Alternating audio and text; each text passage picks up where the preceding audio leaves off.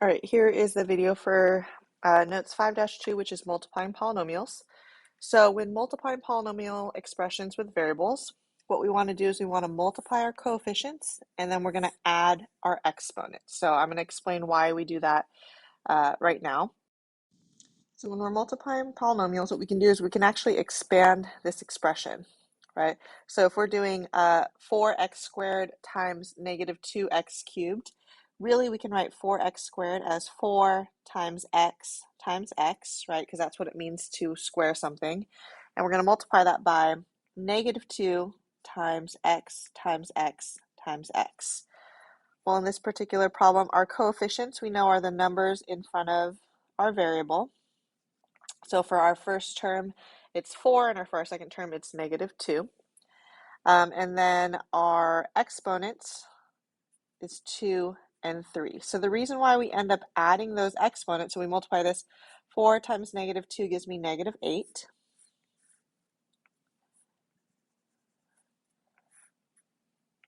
And then for our variable, we end up with x to then we have 1, 2, 3, 4, 5 x's. We're multiplying 5 x's, repeated multiplication, so that's going to be x to the 5th power, which is the same thing as doing 2 plus 3. So that's why we add our exponents.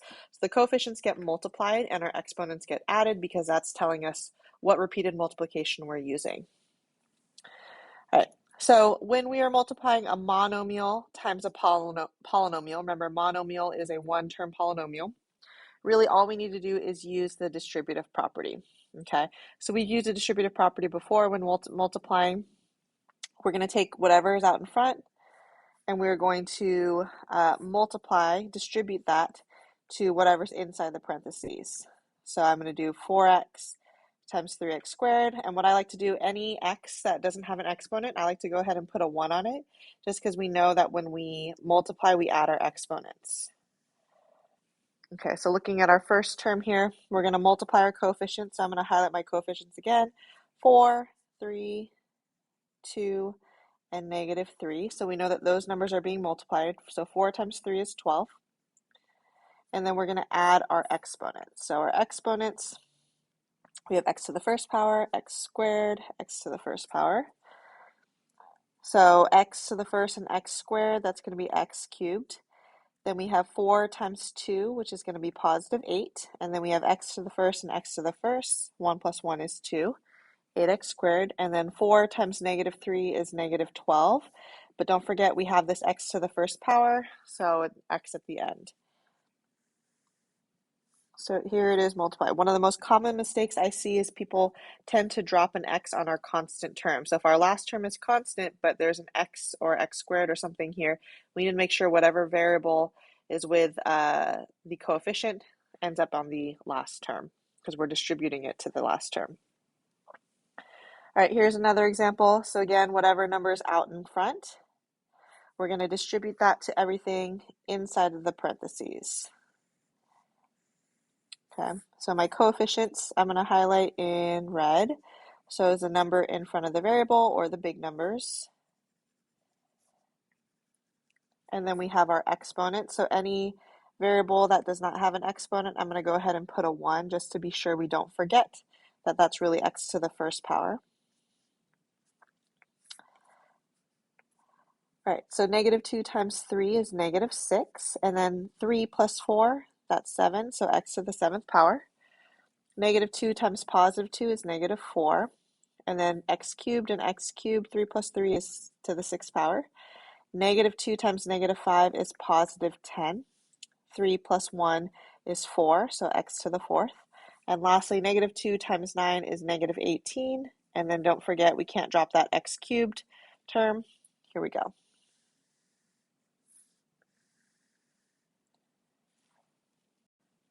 All right, so now let's take another look. More multiplying polynomials. Okay, so in this case, we're multiplying a binomial times a binomial. This is called a binomial because there's 2 terms, binomial because there's 2 terms.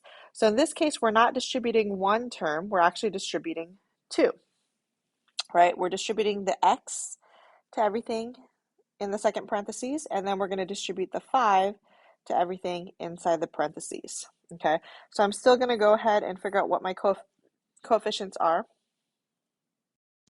All right, so when there's no number in front of your variable, we know that your coefficient is 1. So I'm going to go ahead and put a 1 in front of those just to make sure that we know that there is a number in front. And for these, it's just x to the first power. So I'm going to go ahead and put a 1 on those to make sure that we know that that is our exponent. So you don't have to do that unless that helps you. Now we're going to go ahead and distribute. So 1x to the first times 1x, well 1 times 1 is 1. So then we just end up with x squared. Okay, then I do 1x to the first times negative 4. So 1 times negative 4 is negative 4. And then we can't drop the x. Then we're going to distribute our second term. So now starting with this one here, we're going to distribute 5. 5 times 1 is 5. So I'm actually going to write it here. And then we have an x to the first power. And then 5 times negative 4 is going to be negative 20. So notice I'm stacking up my like terms just to make it easier. When we add, we just add straight down. So I'm going to have x squared. These two terms in the middle here are like terms since they are both x terms.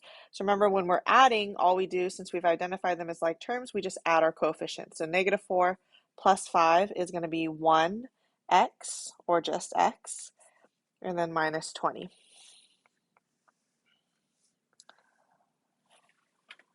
So there's how you multiply using distributive property.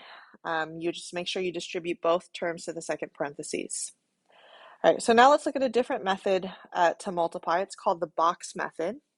Okay, and it's basically the same thing. However, we're going to use what's called, maybe you're familiar with, an area model to multiply these. And it's basically the same thing, except we're putting it into kind of a graphic organizer here. So I'm making a 2 by 2 box, because I have 2 terms in my first polynomial, 2 terms in my second polynomial. So these polynomials are going to be written on the outside. Doesn't matter where you put it. So I'm going to put 5x minus 4 here, and then 8x plus 7 here. Okay, so normally if we were doing this using distributive property, we would do 5x times 8x, and that's actually what we're going to do here. We're going to do 5x times 8x, and if we need to, we could put 1s on these variables just to make sure that we don't forget about them. So 5 times 8 is 40, and x to the first and x to the first is x squared. Next thing we would do is 5x times 7. Well, 5x here times 7, 5 times 7 is 35. And then we have an x. Okay, next thing we would do is we would move to the second number. So now we're going to distribute the negative 4. Negative 4 times 8. So that's negative 4 times 8 is negative 32. X. And then we have negative 4 times 7. And we have negative 4 times 7 would give me negative 28. Well, when we use the box, we are still going to identify our like terms. So 35x and negative 32x are both x terms. And now we are going to combine like terms to get our final answer. So our final answer is going to be, starting with the highest degree exponent, we have 40x squared. Negative 32x and 35x, since they're like terms, we're going to add the coefficients. 35 and negative 32 gives me positive 3x. And then at the end, I have my constant term, which is negative 28. So the box method is really just a way of organizing your terms when using distributive property. So you might think, oh, that's like a little extra for just a binomial times a binomial, but when we start looking at larger polynomials, the box method is pretty helpful. All right, let's take a look at question number 3. So same idea here. Okay, however, we are still multiplying. And one of the most common mistakes I see on this problem is that we have a tendency to want to say, oh, we're just going to distribute this exponent inside. But there's a difference between having an exponent of 2 and having a coefficient of 2. When the coefficient is 2, we would distribute that. But when this is an exponent, that's not what that means. That means take whatever it's attached to and multiply by itself twice. So what we're going to do is we're actually going to expand this. That exponent of 2 really means that we're saying 2x minus 3 times 2x minus 3. So we expand first. Oops.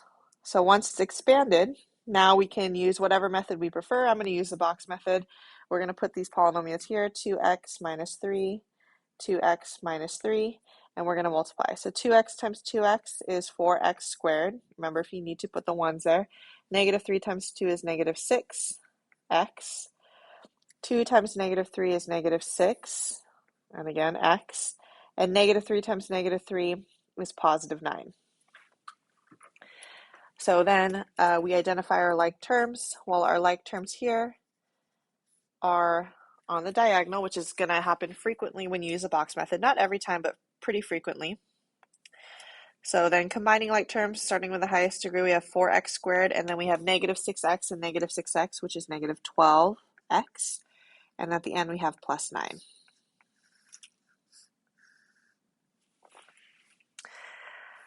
All right, lastly here, question number 4.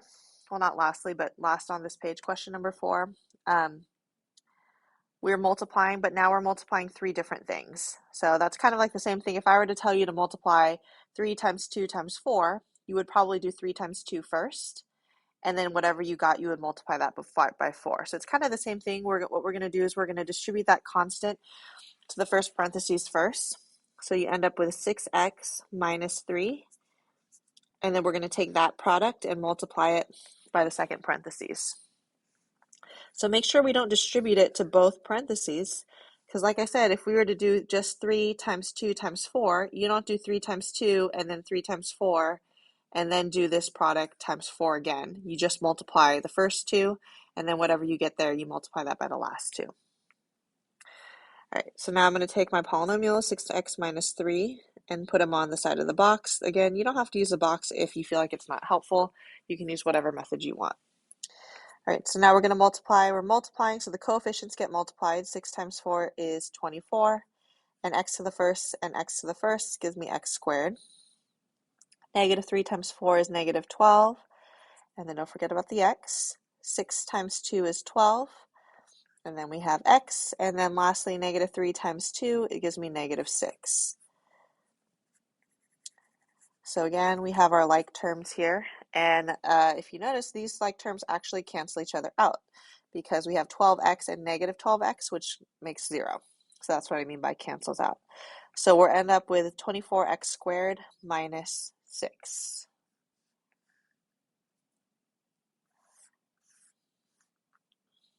All right, let's take a look at number 5. So it says the dimensions of a rectangular garden are 3x plus 1 and 2x minus 7. What is the perimeter of the garden? All right, so here's our garden. We have 3x plus 10 and 2x minus 6. Well, remember, when we're looking for perimeter, that means we're adding all 4 sides. And since this is a rectangular garden, we know that the opposite sides have to be the same. So this side has to be 2x minus 6, and this side has to be 3x plus 10. So adding these all together,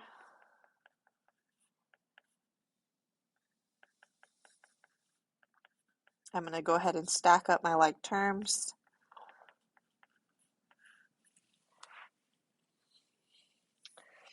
And add straight down. So 3x plus 3x, that's 6, 8, 10. So I have 10x.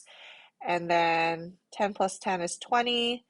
6 and negative 6 and negative 6 is negative 12. And 12 and negative 12 make positive 8. So the perimeter of my garden is 10x plus 8.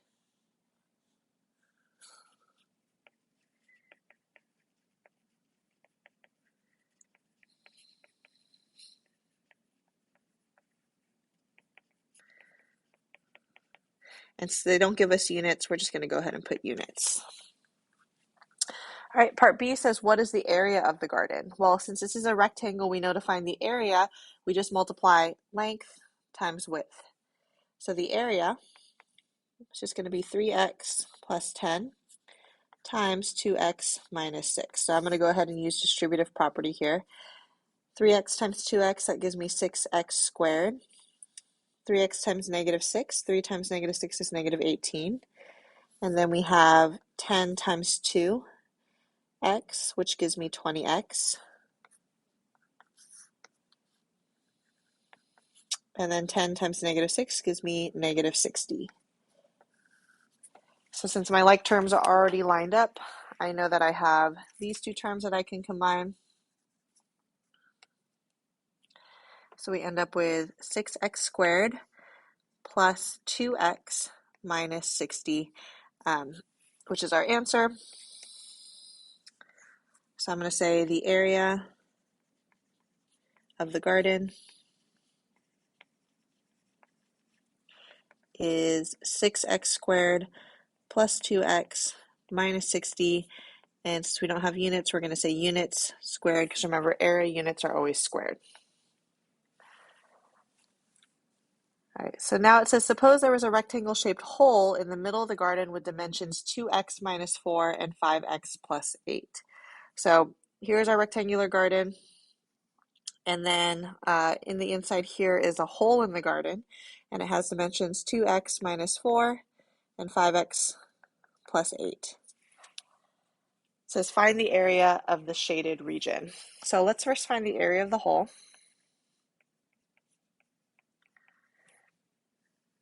And to do that, we're going to go ahead and multiply 2x minus 4 and 5x plus 8.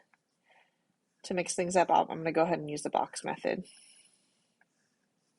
So 2x minus 4, 5x plus 8. And we're going to multiply. So 2 times 5 is 10, so 10x squared. Negative 4 times 5 is negative 20x. 2 times 8 is 16x. And negative 4 times 8 is negative 32.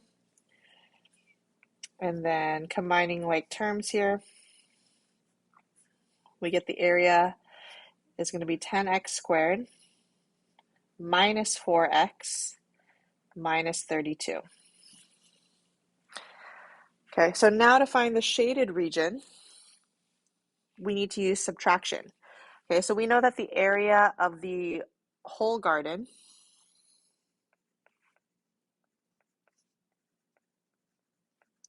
is what we found in the previous problem, which is 6x squared minus 2x minus 60, or sorry, plus 2x minus 60. So we're going to take that whole area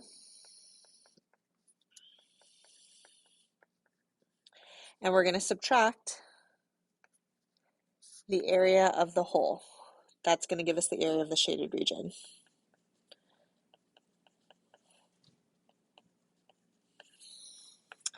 So first thing we need to do, since we're doing subtraction, you have to distribute that negative to everything on the second parentheses. So the first parentheses stays the same.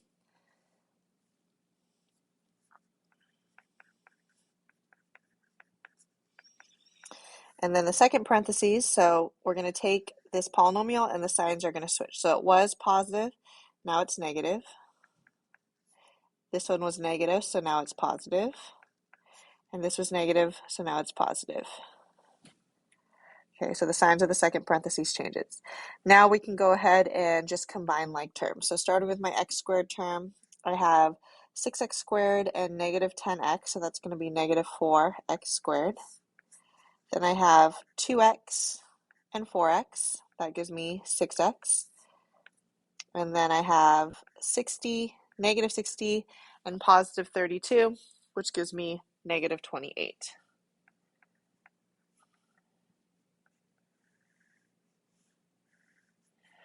So my final answer, I'm going to say the area of the shaded region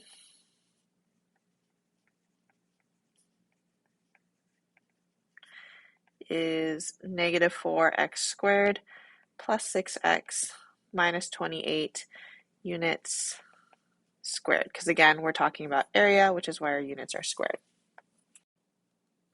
Okay, so now let me go over a couple of the problems from the homework. So starting number 1, it says find each product, write your final answer in standard form. So this is just a monomial times a polynomial, so we're just going to distribute here. So we're going to multiply our coefficients. 3 times 4 is 12, and we're going to add our exponents. So b to the 4th power. 3 times 5 is 15. B squared and b to the 1st gives me b to the 3rd. And then 3 times negative 1 is negative 3. And then don't forget about the b squared.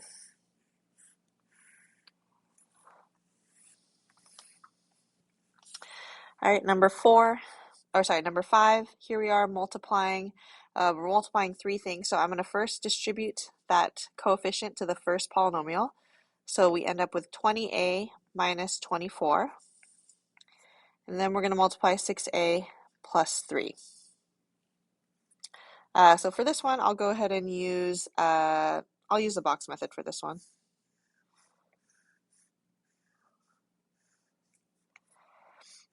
So 20a minus 24, 6a plus 3. So 20 times 6 gives me 120a squared. And then we have negative 24 times 6 gives me negative 144a. And then we have 20 times 20a times 3. So 20 times 3 is 60. And then a. And then lastly, we have negative 24 times 3 gives me negative 72. Now we have our like terms. So our final answer is going to be 120a squared. And then we have negative 144 plus 60 gives me negative 84a minus 72.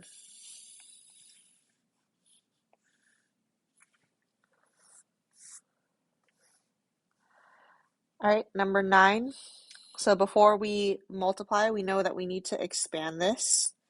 So 2 plus 3n times 2 plus 3n. And I'm going to go ahead and use distributive property for this one. So 2 times 2 is 4. 2 times 3n is going to be 6n. And then we're going to do 3n times 2 is 6n. And 3n times 3n is going to give me 9n squared. So our like terms here are lined up. I am going to write my final answer in standard form. So we're actually going to start with the highest degree exponent, which is going to be 9n squared. 6 plus 6 gives me 12n. Remember, we're adding, so our exponents don't change. And then 4 plus 4 at the end.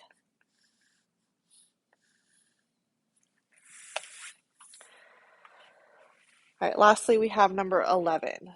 So it says that we have a window, rectangular window, and we have a hole cut out of our rectangular window.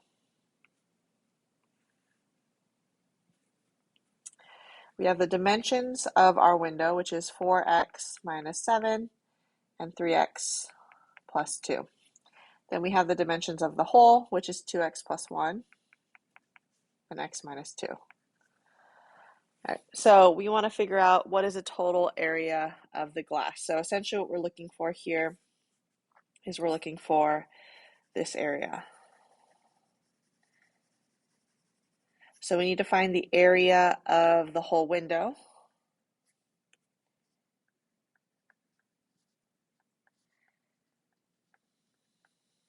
So let's go ahead and do that first.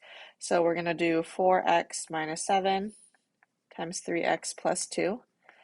I'll use distributive property for this first one. So 4x times 3x is 12x squared. 4x times 2 is 8x. Negative 7 times 3 is negative 21x. And negative 7 times 2 is negative 14. So my total area of the window is going to be 12x squared. 8 plus negative 21 is negative 13. And then minus 14. Okay, so now we have the area of the window. And again, that's this whole thing. Okay, now we need to find the area of the glass, or area of hole.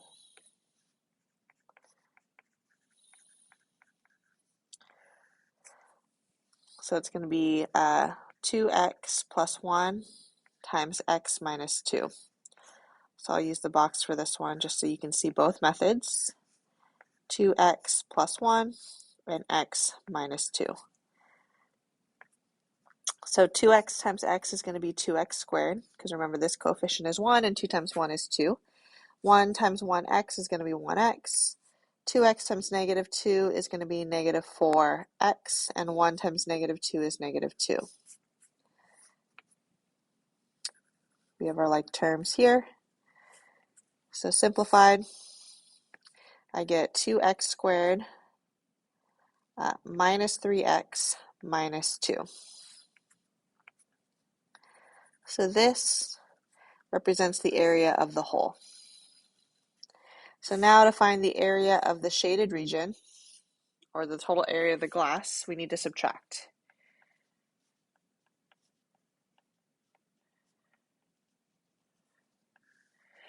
So we're going to take the total area of the window, which is 12x squared minus 13x minus 14, and we're going to subtract the area of the hole.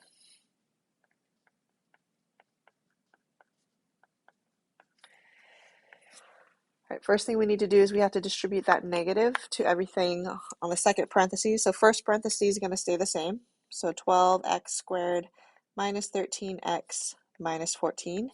And then we're going to distribute the negative to everything in the second parentheses. So the signs are basically going to switch. So this first term is going to become a negative 2x squared. The second term is going to become a positive 3x. The last term is going to become a positive 2. So I'm just showing you some vertical addition here. Now we can add 12 and negative 2 make 10. Negative 13 and 3 make negative 10x. And negative 14 and 2 make negative 12. So the total area of the glass